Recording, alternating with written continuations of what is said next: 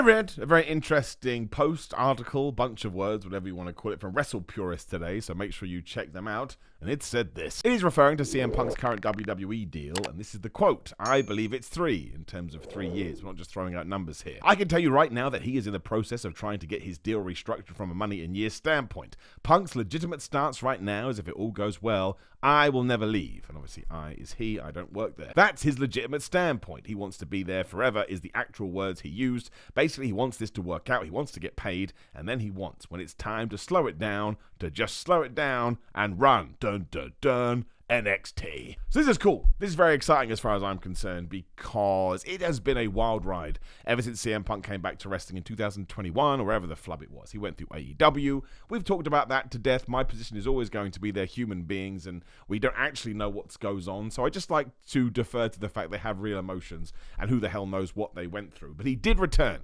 in November at the Survivor Series for WWE. It was one of those moments where you sat there all slack-jawed like, how the flub is this happening? Because even when he did leave AEW, I'm such a schmo when it comes to CM Punk returns. I was like, he'll never come back to WWE before we came back to wrestling in general. And then after the AEW stuff happened, I was like, I'll probably never go back to WWE. So what we've learned here is I don't deserve a YouTube channel and nobody should listen to me. But the best thing about this statement, again, we'll take it as read just for the purpose of this video, but we never do know, take everything with a pinch of salt, is that it's just so nice to see someone who quite clearly has refound professional wrestling, refound a company where he feels like all the things he needed from that company are now coming together, and I just hope it's all peaches and cream and flowers from now on. Just because we are here, it's the same for AEW, that's not what I'm saying. It's this awful Twitter virus now that if you say I like oranges, someone goes, but what about apples? No, apples are great, oranges are great, everything is great. But I think it's actually very exciting because Shawn Michaels, and I don't know what the structure there is, but Shawn Michaels has done a very good job with NXT. NXT has been through such a crazy process over the last few years. Ironically, the developmental system went through some developing, but you had NXT 2.0, and the remains of that kind of do still exist.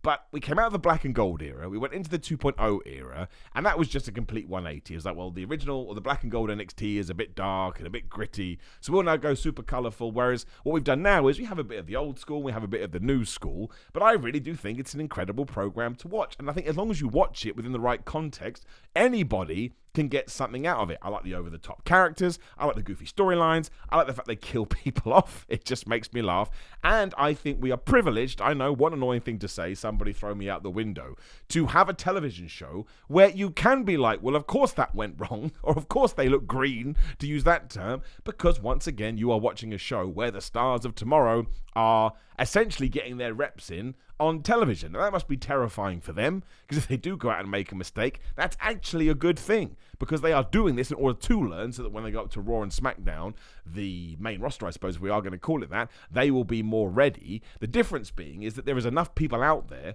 who have now invested in NXT and turned it into a third brand to the point it does what, like 500, 600, 700,000 people every single week, not forgetting everyone they're watching clips on the internet and people over here in the stupid UK. It must be 1 million plus altogether who are aware of the NXT talent pool. So I'm a huge fan of it. I love the fact that it's found its own voice. What a stupid thing to say, but I've said it now. With goofiness, essentially. Chase U is always going to be the gimmick that I come back to. Chase U are amazing. I don't need to get into the sort of ins and outs. But when they wrestle, they do so in their school gear.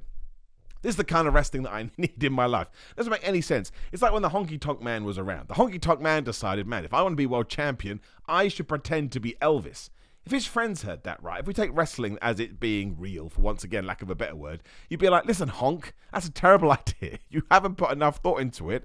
And it'd be the same with Chase U. It's like, why aren't you wearing more athletic clothing? You're trying to win an athletic match, but I don't want that. I want the silliness. I want the goofiness. There's that word again. And I want the shenanigans. And quite clearly, CM Punk has gone down there. He has seen what Shawn Michaels is doing. And I can only imagine that he's been inspired about it, because I think one thing that he has been very concrete on and very concurrent on is he wants to help the next generation of stars, much as I believe a Raven or an Eddie Guerrero. I don't want to name people because he'd be able to tell you better than I, or Samoa Joe, I suppose. And they were kind of like peers. But, you know, the people who were from the generation before him helped CM Punk, and now he wants to make sure he gives back to the wrestling business, which is what all the good wrestlers do say, which makes sense, right? Because that's how you also stay in the field as well. Now, Shawn Michaels, I'm sure, can be there for another 10, 15, 25 years.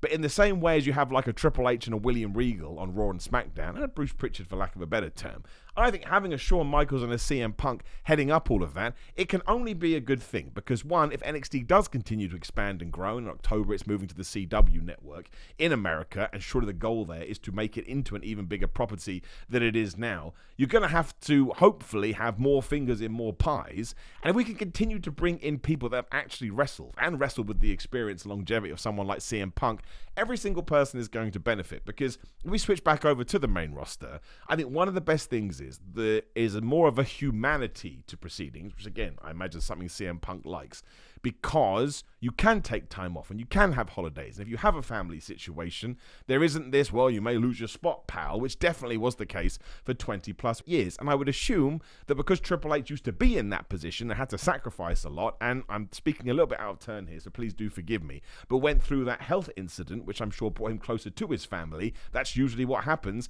Now he can see it in a totally different light because he gets the business perspective. He's been doing that since the early 2000s. He definitely gets the wrestling perspective, and it's the same for Shawn Michaels, who has also had a bunch of adversity and controversy that he's had to go through. Now, we live in different times, it's 2024, but there are still going to be things that get in people's heads. And if you can sit down with a Shawn Michaels, a Triple H, a CM Punk, and say, this is how I'm feeling, they can go, well, back in 2009, I went through something similar, here's X, Y, and Z, and onwards we go. I just think if you have someone who has the knowledge and the know-how of a CM Punk and the want to be plugged into this system, I think it's very exciting for the future of WWE. Because when TKO did buy out WWE, or sorry, Endeavor bought out WWE to create TKO, we obviously moved the McMahons out of position. Different story for a different day. We've talked about it. It's not the time to talk about it here.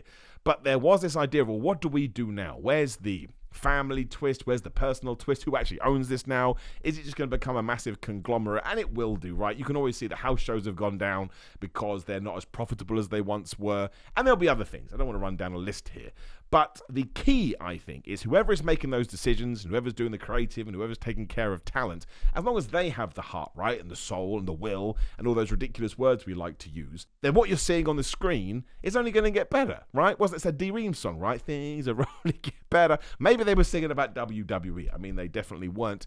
But I also think that this ties into, I know, what an asshole thing I'm about to do, the whole WWE, AEW thing, because they can also get advice from them as well. Because again, Triple H was around when there was still quite a few territories, but definitely WWE and WCW. Shawn Michaels was the same. CM Punk has lived both in there too. So you can just get this 360 world of pro wrestling. And dare I say it, go up to one of these people and say, hey, I'm feeling a bit crappy at the moment and I don't know why. And then mental health can be on the table too. Again, I don't want to get into that. I talk about it way too much, but I think all of these things are only going to make professional wrestling better. And I would love to see what CM Punk could do from a creative point of view. We have no idea. I remember when Shawn Michaels first took up that chair, there was a lot of raised eyebrows, and people were like, how's he going to deal with this? Turns out he was just going to run the greatest hits of his own career, but because he's one of the best wrestlers ever, you're like, oh, this is really good. Keep doing it for me. And really, it shouldn't be a surprise that Shawn Michaels likes dumb stuff. And dumb is a good word in my world, just so people know. Like, you know, we've already talked about it, right? But there's a lot of silly stuff. We have the Mafia on NXT. We have people being thrown over bridges. Again, I find it very, very entertaining. But G-Generation X, okay, sure, it had a certain adult quality to it that you couldn't get away with now. But they did a lot of stupid stuff when they reformed in 2006 or whatever it was. A lot of stuff with poo. Again, not necessarily my taste, but it's nice to know that he didn't just sit there and be like, oh man, wrestling has to be super duper serious all of the time. And I imagine CM Punk would be the same. Like, he has done some super dark angles. I mean, the one with MJF most recently, the straight edge savior stuff was really like holier than thou, and the Jeff Hardy stuff can go on and on and on. But I think he understands like when he was, such a weird example to throw in there, but when he had his match at Forbidden Door against Kojima, he's just chopping him, shouting Kojima. That's someone that I could imagine enjoys the silly side of wrestling. But even if they do work together, maybe it's Shawn Michaels that ensures we get the goofy stuff, and maybe it's CM Punk who's the guy who goes, no, we need some real hard-hitting angles. And then I do think NXT will develop. There's that stupid word again. And I do think it will continue to improve and continue to get better. And also, CM Punk, again, talking on his behalf, I don't know, but who the hell knows how long he has left? It could be a year, it could be 5 years, it could be 15 years, right? Sting, 64 years old when he retired, or 61, whatever it is. Like, CM Punk must be in his mid-40s. He could have another 15 years to go. But I suppose, much like Triple H did back in 2001, 2002 is when we sort of first started hearing about it. If all of a sudden he does allow himself to, or wants to, get into more of a producing role, get into a more of a creative role, then it just means you're not... It's like when a professional football player retires over here. Not a lot of them go into... Well, some of them go into management and some of them don't. And it's almost a shame when someone does disappear from the game, as pundits will call it, because you want to take all that experience and ensure that it is able to go to the next generations. And a CM Punk, a Randy Orton, a Shawn Michaels, a Triple H, a John Cena, he keeps hinting that he's not going to go away from WWE, even when his in-ring career is done. All of that knowledge is just a fountain, and ensuring that it's sort of double back around, I think is only going to be really good. So yes, I just wanted to talk on that because when I did read that, I was like, I actually think that's super duper exciting, and I'd love to see it. I would love to see a Shawn Michaels and CM Punk led NXT, just because how the hell did that happen? What world are we living in? If I had told you that in 2019, right, when WWE was in a very strange place, especially because the pandemic was around the corner, you would have looked at me like, I'm sorry, Simon, you think Shawn Michaels, who we haven't really seen much of recently, I don't think he was doing anything then, of note, I should say, within wrestling, and CM Punk, the man who was vowed never to return to wrestling, are going to be running WWE's third brand. You would have punched me in the face, and that would have been totally cool. But again, this is why we never say never in wrestling, and we let it all just move the way that it's going to move. But I do think on paper it sounds exciting, and I think it's something that ultimately could really take NXT. It already is Raw, SmackDown, NXT, but I think it's fair to say that it's in third place. I think it could start moving it up to, I don't know what you call 1 and 2 anymore, but it could start moving it in a certain direction where it does feel like its own brand. I mean, it already does, for example, right? I love the PC, or whatever we're calling it these days. I just love that, though, that fan base is just so in tune with what NXT is meant to be. But you always want to make sure that you're ahead of the game, right? You want to change it before it's too late, which is what happened to WCW. They didn't change it and then they died. And having two creative heads that, again, have all this experience is only going to be a good thing, in my opinion. But again, my opinion doesn't matter. Your opinion matters, so drop me a comment below. I know that CM Punk is a divisive figure, so some of you could be like, oh, no, I can't believe it. But, you know, even way back in Ring of Honor, actually, that was ECW, I believe. I think when he joined the WWE ECW, whatever we want to call it, I swear Paul Heyman said that he was one of the guys that was like, show me how to time out a show, show me how to produce this. I would imagine that's what he wanted to do in AEW. There was some interesting wording about his AEW contract a while ago where it sounded like maybe he was more of a producer, or lack of a better term, I don't know. And maybe he does want to see that across to WWE, which is why he's trying to restructure his contract. Maybe he just solely signed a talent contract to begin with, because who the hell knows how this is going to play out. Again, there's a lot of history here. Whereas now, as we are coming up to the year anniversary, where the flub did that go, now they understand we can work together, we do all like each other, what do we do next? So, as far as I'm concerned, no need to slap the table. Very exciting time in pro wrestling, and I love the fact I get to make this video, and we can just talk about it. I mean, who else is on the outs at the moment in wrestling? I don't know, but they're probably going to come back. Whoever you think is not going to come back in wrestling is probably going to be running Raw in 2027, so you better get on board because it's going to happen.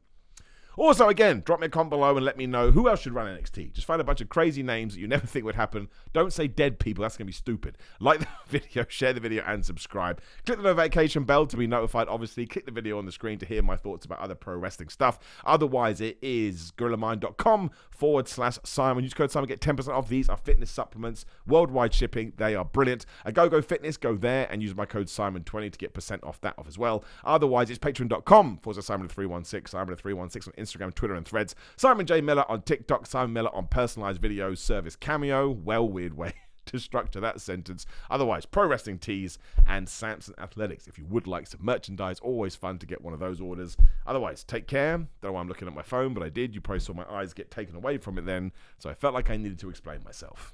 There was no need. Goodbye.